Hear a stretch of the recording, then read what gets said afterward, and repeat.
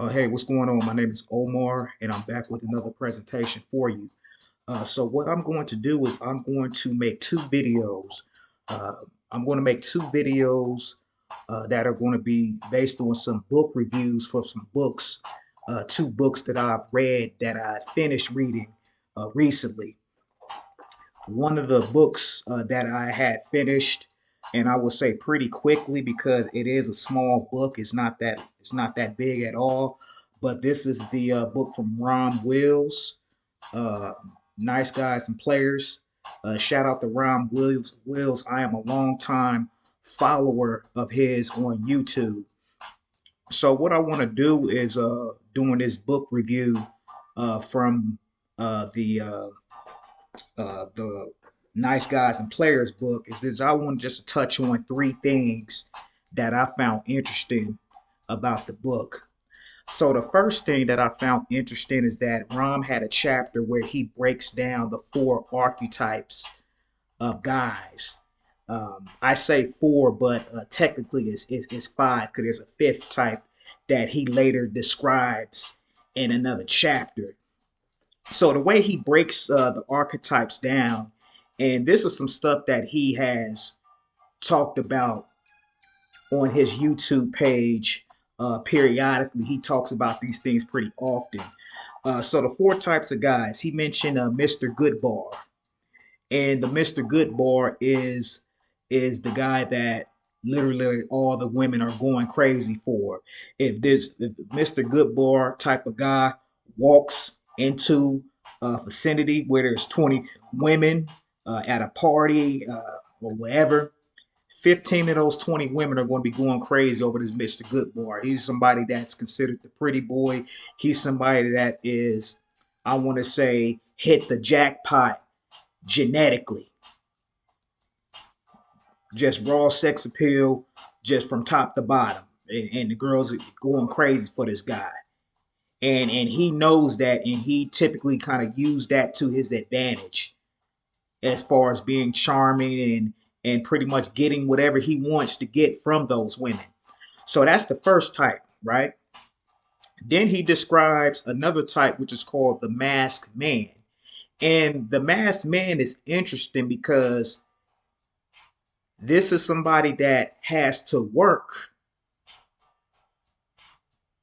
himself in order to get into a higher position. This is somebody that went to school to get their education. This is somebody that had to get their money up. This is somebody that had to get their grooming together. So this is the type of guy that had to work himself up in order to get the attention from women. And with the masked man, he's not necessarily, he doesn't get the type of attention that the Mr. Goodbar would get, but he's able to get attention from a handful of the women that he meets. What the reason why he's considered or called the masked man is because behind the, if you want to call it status, behind the money, behind education, he has on a mask to kind of hide those emotional or those mental scars that he may have been carrying. Because, like I said, the masked man wasn't always the type that got a lot of attention from women. Maybe this was the type of guy who I would say maybe women had dissed in the past. Maybe they was a little bit overweight. Maybe they were skinny. Maybe they's considered nerdy. So this guy had to spend years working on himself and doing some self improvement in order to get into a better position than when he first was at. So that's the second type. The third type is the nice guy. And so the nice guy is the type of guy that tends to idolize and put women on a pedestal. Um, in the mind of a nice guy, he has in his mind that his dream woman is just perfect. She's beautiful face, banging body. She has the personality of a Mother Teresa and has all the wife qualities that you would want in a woman. So he tends to uh, idolize women and put them on a pedestal. And to be honest, is much to his detriment because as much as he puts women on the pedestal, the women does not see him as somebody that they should be wanting to get to know or be in a relationship with. So he a lot of time is frustrated because he's the type of guy that women are typically not attracted to, and they would use this guy. You take pretty much take his kindness for weakness just to put him in a friend zone when it's all said and done. So that's the third type. And then now the last guy he mentioned is the gamesman.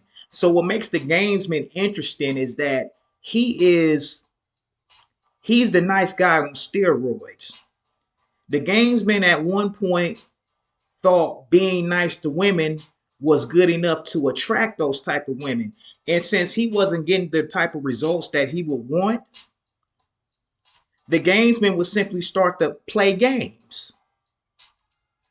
In other words, if he comes across a woman that's very business savvy, he will put on a front and act like he owns the business. He will have business cards made and hand them out as if he really owns a business when really he doesn't. If he comes across a church going woman, he will put on a front and act like he's the biggest. He's the total definition of what a Christian man is supposed to be, just so he can get in good graces with that church going woman. So the gamesman, his game is the fake it till you make it, pretty much. Fake it till you make it, get what he wants from the woman, and then totally discard her at the end of the day. Now, the fifth guy that he mentions later on in the book is the real man. And if you pay attention to Rom Wills' videos, he'd already described the real man in a video called The Don, which is pretty much you are a guy that's hitting on all cylinders. So so the real man is pretty much what you consider an urban renaissance man. Because if you take the good qualities from those four guys that I just mentioned and you mix them up and you put them all together, you end up getting the real man as the result. And so with that, he's saying that that's what we all should strive to be, that real man.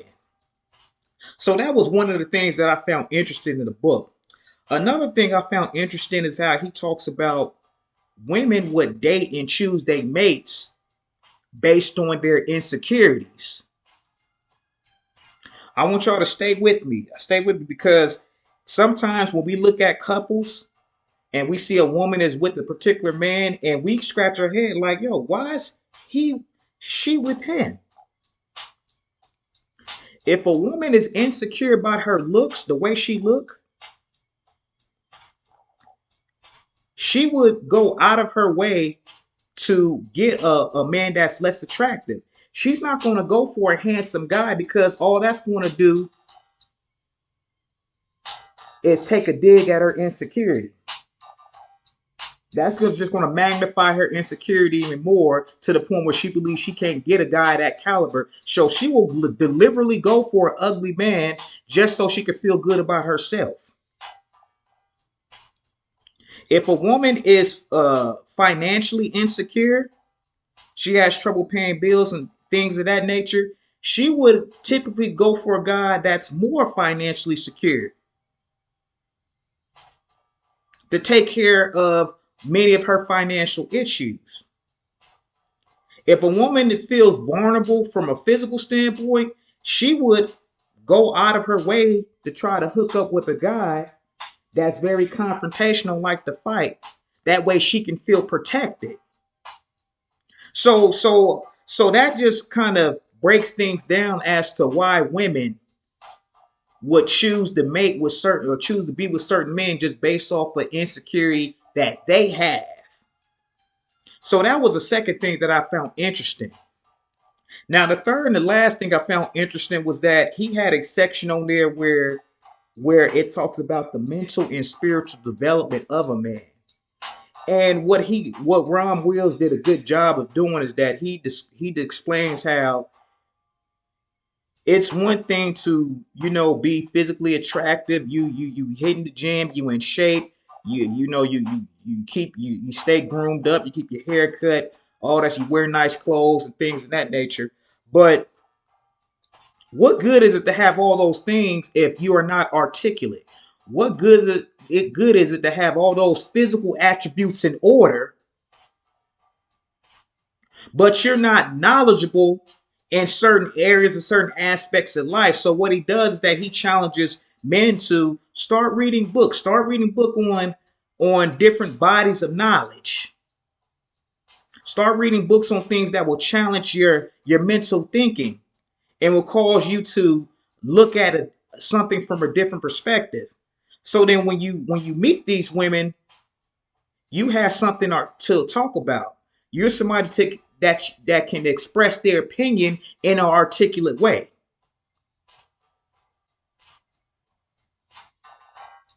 And when you're able to have a good mouthpiece to where you can express your opinion in an articulate way, or in a way that you could kind of bring in a different perspective that they may have not have thought about before, that's enough right there to draw that woman onto you. You want to catch her attention just based off that mental development. Now, when it talks about a spiritual development, one thing that Rom had mentioned there was that he had discussed how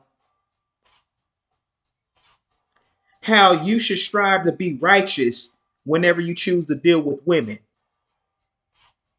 And if you somebody that believes in God, that you have a spiritual path that you follow, that spiritual path alone will keep you in line to where you want to operate in the righteous way. So you don't have to worry about playing games. You don't have to worry about scamming or trying to act like something that you're not just to getting good graces with women. You can be your authentic true self and have the discipline to operate in a certain way, because at the end of the day, not only will women will respect you, but men will respect you as well.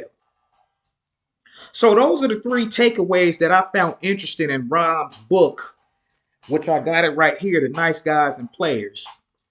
The four archetypes, or should I say the five archetypes of men that he discussed.